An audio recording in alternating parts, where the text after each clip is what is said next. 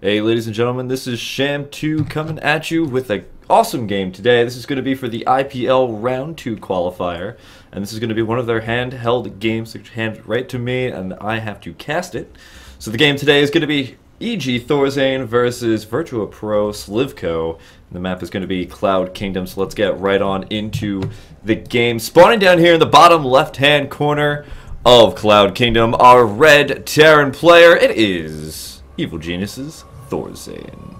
And spawning up here in the top right-hand corner from Team Virtua Pro, it is our Teal Zerg player, Mr. Slivko. Now, Slivko himself is a Russian player, very prominent. We see him a lot in a lot of online tournaments. He's a very strong player, very slow, very methodical, and what a great opponent to have against him. None other than the Spoon Terran himself, Thorzane, who is also known as the very methodical and macro-oriented himself, so I'm expecting to see a very long game. But I have not looked at the game timer. I have the replay completely hidden, and just as I say that these two are both incredibly methodical and slow-moving players, Thorzane throws that in my face, throws on a barracks, proxy barracks over here. But is Slivko going to see it? Yes, he does. The Overlord gets beautiful view of that first barracks, and I don't think Thorzane saw that Overlord, so his ruse is up, and Slivko knows exactly what's going on, but is Thorzane still going to be able to do a good enough amount of damage to make this still worthwhile? Now, here comes a drone over here. Looks like he wants to do a little bit of harassment, try and, you know, hopefully take down at least one of those, and oh! The double cancel from Thorzane. That was a little bit spoon-fed in Slivko's favor there. So Thorzane now has to run all the way back home and pop down his own barracks. But it looks like actually instead he's going to go for the command center right here at his natural and skip the barracks initially. Now that's not too bad. The spawning pool did just start here for Slivko. Slivko's also got his natural hatchery going up. And on a map like Cloud Kingdom, it's a very safe map to go for that natural expansion. You only have one choke point you really have to defend, and Terrans can really just throw a couple of barracks up, make a very strong wall, and end it with a bunker or supply depots, depending on how you really want to play your game. And, you know, as I said before, that both of these players are very slow and methodical, so I'm expecting to not actually see too much action going on after that initial proxy barracks play from Thorzane was thwarted. Now, this could be a little bit of EG influencing, as to go into more, you know, proxy barrack style. I haven't seen Thorzane do it too much. I did watch his performance at the ROG, which he won first place. But I didn't get to catch all of his games, so maybe he does have a little bit more of this style in his cache of plays now. And here we go. We have 3 barracks going up here, making a very strong wall. Smart choice here. He doesn't know exactly what Slivko's up to, since he didn't get any scouting off in that top right-hand corner. So he just wants to make sure that there's not going to be any type of major counter-attack, since Thorzane was incredibly hindered by having to cancel both those barracks. Now his natural command center is now up, going straight on into orbital command. And Slivko's natural hatchery has been up, both of them finishing their queens, so now he's already up to 2 queens. And it looks like he's going to pump out just at least another one here, and oh, another 2 queens.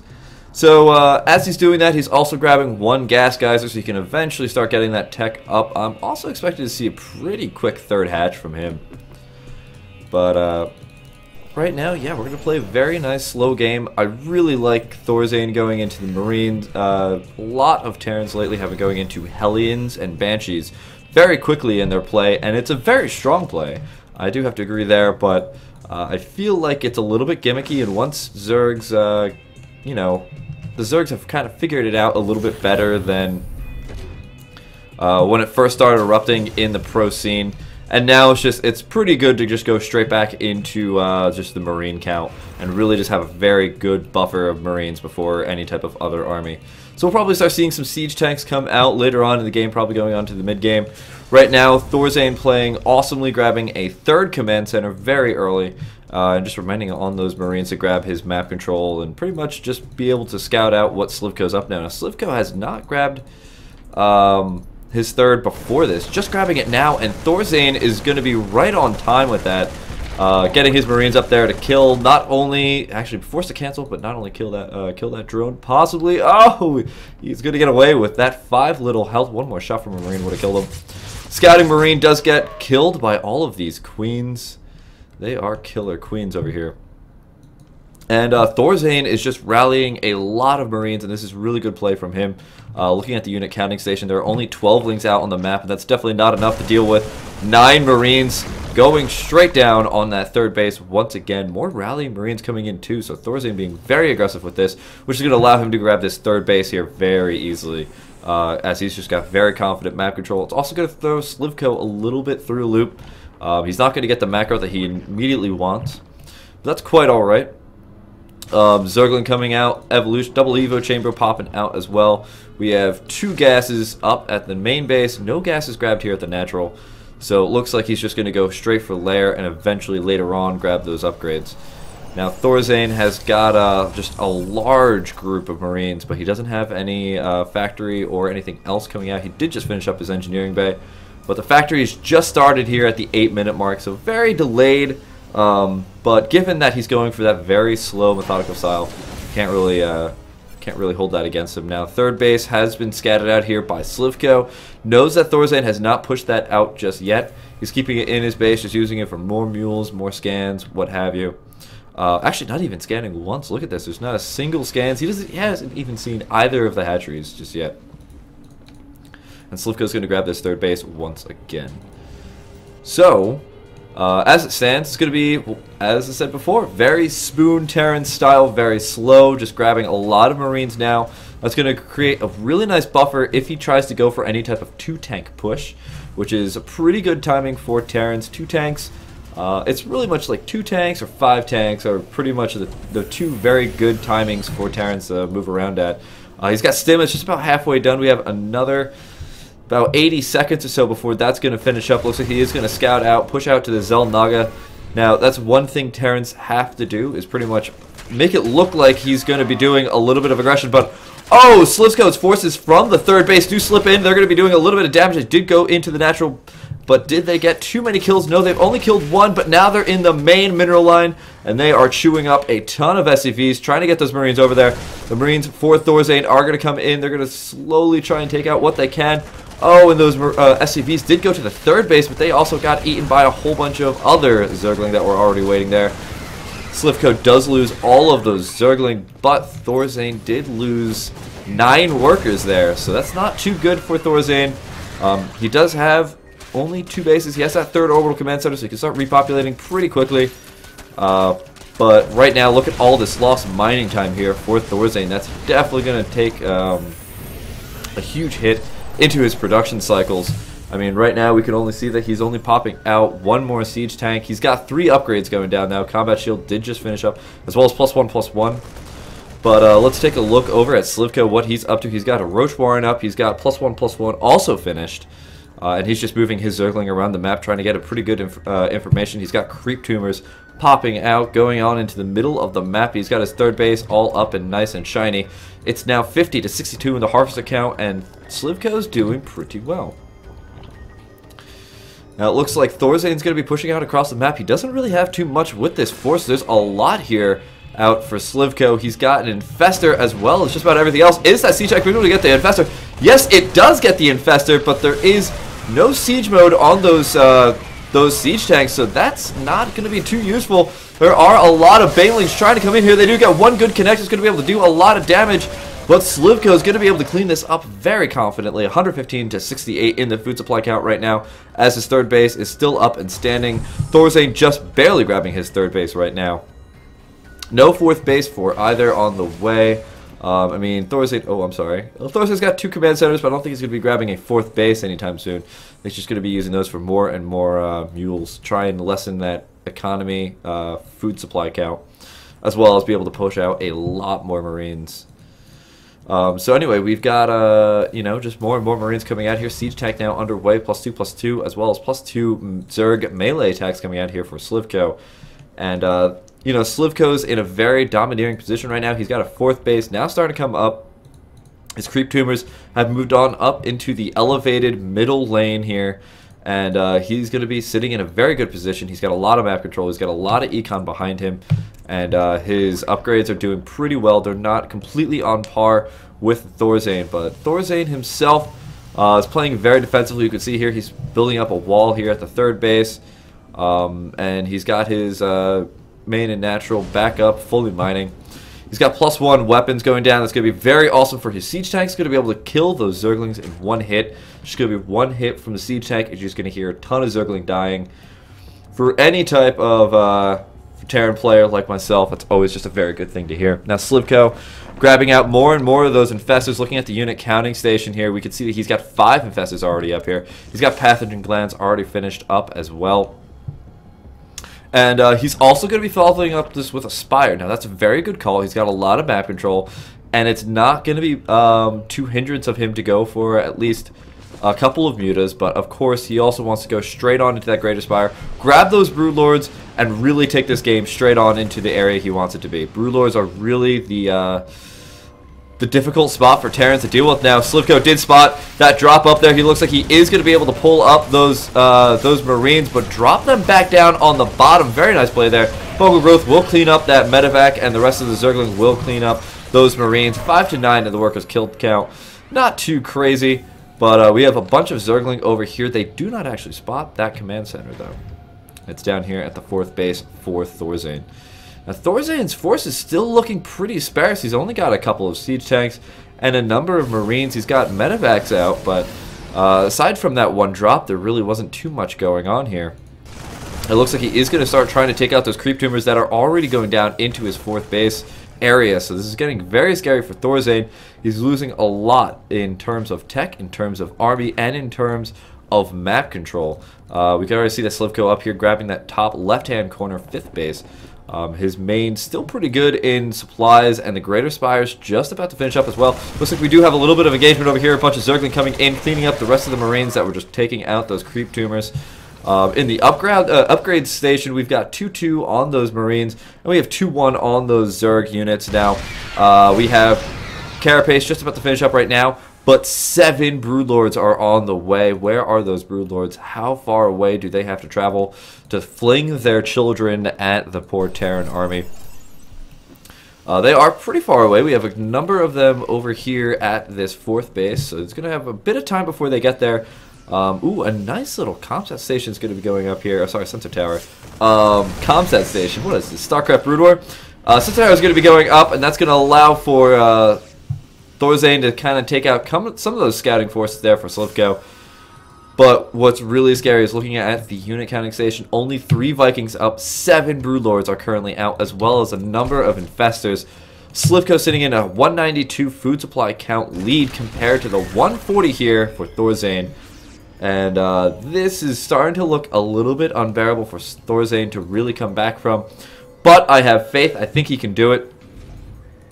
And look at this, even grabbing this base straight north of the natural base here of Thorzane. SchAmToo being incredibly overbearing in his economic and map control lead. He's got double bases going up. Now Thorzane does have 2 command centers going up himself. Looks like he's going to try and grab this bottom right-hand base. Does have a Marine over there to scout out if there's any Zergling that will know about this. But it looks like there's a rally point going over here of a large group of Zergling. Going to go try and take out that 4th base, as well as the movement of infestors, corruptors, and of course, yes, the Broodlords. The Broodlords themselves do not have any type of air upgrades just yet. I think they only have, yeah, they only have the flyer carapace coming in just now. As well as we're seeing 3-3 come out, but those Broodlings, of course, get that nice upgrade advantage from the melee and ground melee and ground carapace, attack and carapace. That's what I was looking for. So those Broodlings will be doing extra damage. Now a nice little drop over here, but that is going to get cleaned up rather nicely by the large amount of Broodlords and infestors. Not even going to be able to take out that hatchery or any units at all. SchAmToo moving down with his incredibly high-tech army. Now, where's Thorzane's army? He does have a lot of Vikings that are up here. He does have a Raven as well. He is getting Corvid reactors, so could we be seeing some Hunter-Seeker missiles coming out? He does have another Raven as well as +2/+2 on his ship weapon, so his Vikings will be incredibly effective. Looks like Thorzane is going to come up here and try and take out this this middle right-hand base, and that is going to be going down. There's not too much to contest this. SchAmToo only has a small, actually, group of Zergling for this stage of the map. He's devoting so much of his resources into these corruptors and broodlords and infestors. So he's aiming to really just completely flatten the amount of Marines as quick as possible and then clean up the rest of Thorzane's forces. And that might very well happen. It all depends on how this engagement's going to go out. It's going to be a very big engagement. It's going to be very exciting too. I'm shaking in my seat right now. I've got those nerd chills building up. Now, Slivko has got all these bases mining. He's at 83 harvesters, so only to 71 here of Thorzane. But Thorzane's still sitting in a pretty good position. Don't forget, he does have those mules. Here's all those mules hanging out there at the 4th base. He now does have the 5th base up as well with the planetary fortress. And it looks like there is going to be a little bit of engagement. Massive stim coming out here from these Marines. So those medevacs do have to cure all those Marines back up. Here comes a little bit of engagement. A lot of Baneleys coming in here. Is Slivko going to be able to get the bust that he needs on this Marine army? And yes, he does get a pretty good detonation on those Marines. 3 medevacs are going to be able to evacuate the rest of those Marine forces. And that's just like a slight victory there for Slivko, 160 to 186. Slivko, though, is not engaging, even though he does have a max food supply, and that's actually kind of scary. He is spending more resources on getting all those upgrades up. He's got 7 more infestors on the way. Not even using too many Zergling. He's just going straight for those broodlords, infestors, and corruptors, and pretty much relying on those to clean up the entirety of Thorzane's forces. Now a large Baneling bust looks like it's going to come down here to the bottom right-hand base for Thorzane. Is that planetary fortress going to get the lucky shots off? No, it's not. It's going to go straight down in an explosion of fire and acid. Oh, that poor, poor command center. Meanwhile, Slivko here still building up this army. He's got not too many forces else around the map. Actually, I'm surprised that he's using such a very centralized force here. He looks like he's going to be putting on his pressure at the natural base. Now, that's a very interesting choice here. But he is going to be able to do a lot of damage. Now, here come the Corruptors. He has to bait out those Vikings in a group in order to get nice fungal growths on them and really turn this game into his favor. Those Vikings very scary. Once a couple of fungal growths go down, though, they will be incredibly vulnerable. But Thorzane being incredibly awesome with using these small groups of Marines, stemming them up and doing a lot of damage. He's taking perfect advantage of the fact that Slivko did go for this incredibly high-tech army. And it's a very immobile army at that. Now, there's so many Broodlords, though. He has to be very careful that he can't lose any of those Vikings, because if he does, ladies and gentlemen, he will be losing this game very, very quickly.